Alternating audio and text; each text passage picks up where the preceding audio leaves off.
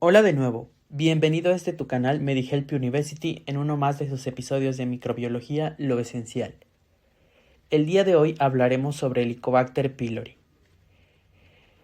Abordaremos algunos contenidos como su reservorio, epidemiología, características del microorganismo, factores de virulencia más importantes, cuadro clínico, diagnóstico, tratamiento y seguimiento.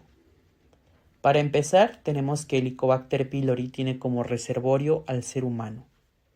Entre los datos más importantes de la epidemiología, tenemos que la infección por Helicobacter pylori se considera la infección bacteriana crónica más frecuente en los seres humanos. Tiene una extensión a nivel mundial y se presenta en personas de todas las edades.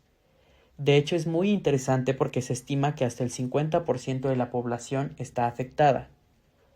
Se dice que la infección es más frecuente en personas de edades tempranas y se presenta con mayor frecuencia en países subdesarrollados o en vías de desarrollo. Una vez que se adquiere el microorganismo, la infección puede persistir y puede o no producir enfermedad gastroduodenal.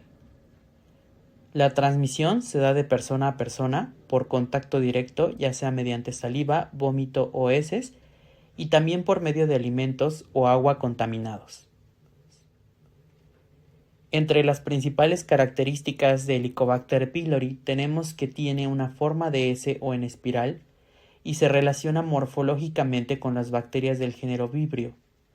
Es una bacteria clásicamente identificada por tener múltiples flagelos, lo cual le confiere movilidad, es microaerófila, se caracteriza por la mancha plateada y se dice que es una bacteria triple positiva por ser oxidasa, catalasa y ureasa positiva. El principal factor de virulencia de Helicobacter pylori es la ureasa. A través de esta enzima, promueve la formación de amonio que incrementa el pH del estómago y permite la supervivencia del microorganismo en el ambiente ácido del mismo.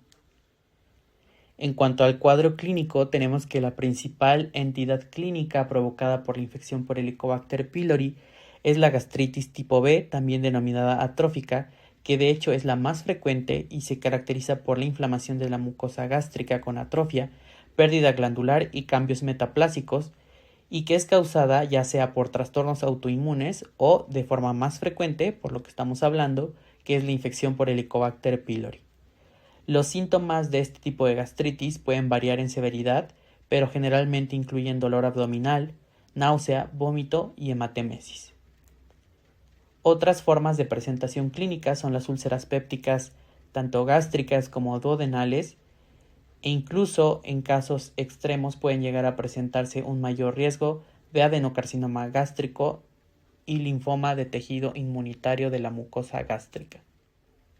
En cuanto al diagnóstico, tenemos que hay ciertas indicaciones absolutas para la realización de pruebas diagnósticas, como son la dispepsia no investigada en pacientes menores a 60 años y que no tienen banderas rojas, como es una pérdida de peso significativa, el linfoma MALT de bajo grado, ya que la terapia de erradicación temprana puede ser curativa en etapas iniciales, la enfermedad ulceropéptica, el cáncer gástrico temprano resecado endoscópicamente, en aquellos pacientes que han sido sometidos a una esofagogastroduodenoscopía por dispepsia, y también se recomienda la realización de estas pruebas previas al tratamiento a largo plazo con AINE, ya que la infección por Helicobacter pylori podría incrementar el riesgo de sangrado de úlcera péptica en estos pacientes.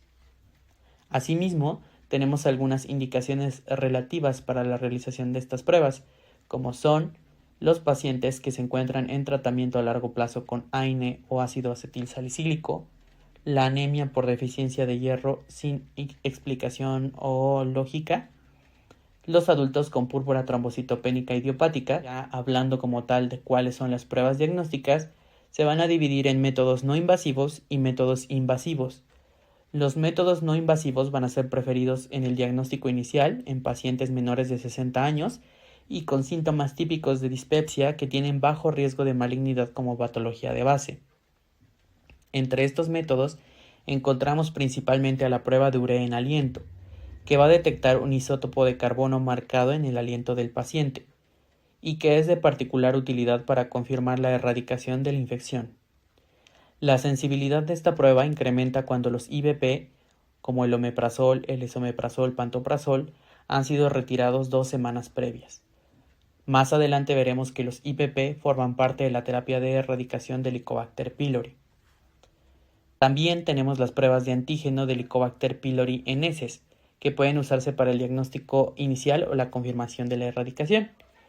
Y de igual forma se tiene la detección serológica de anticuerpos IgG contra H. pylori, en donde un resultado positivo indica una exposición a Helicobacter pylori, pero no puede distinguir entre una infección que es actual o una que ha sucedido previamente.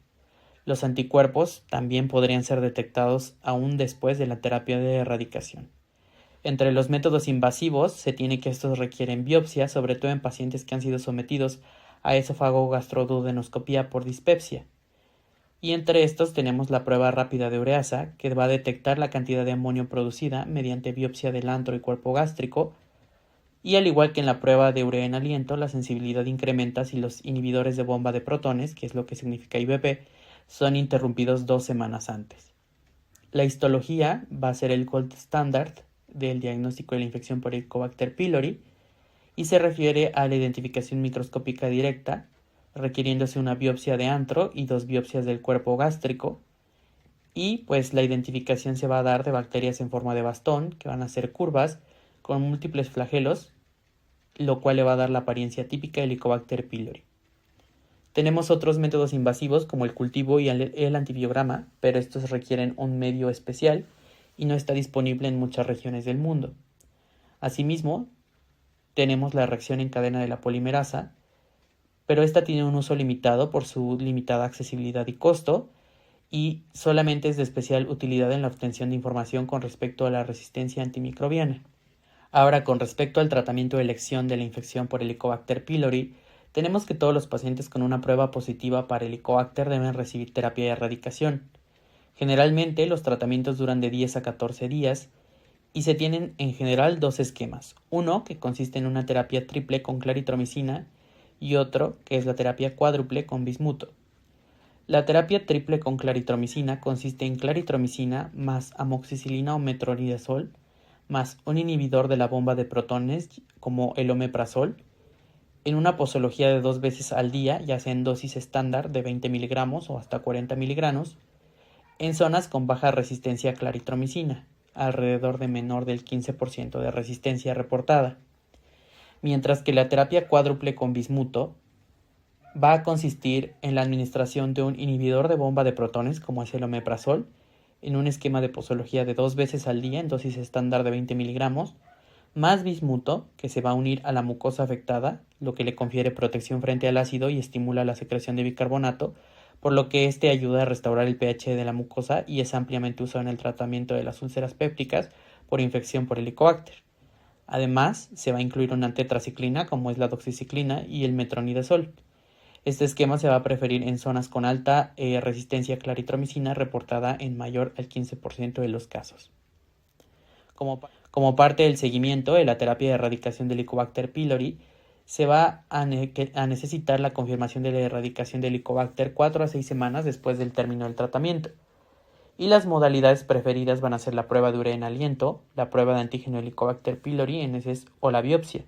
Generalmente, como mencioné anteriormente, deben preferirse las pruebas no invasivas. Hay que recordar que debe interrumpirse el inhibidor de bomba de protones 2 semanas antes de la prueba de urea en aliento para disminuir la posibilidad de resultados falsos negativos, y el inhibidor de bomba de protones debe ser retirado una vez que la erradicación ha sido confirmada. Eso ha sido todo por hoy. Si te gustó el video, dale like y suscríbete al canal. Hasta la próxima.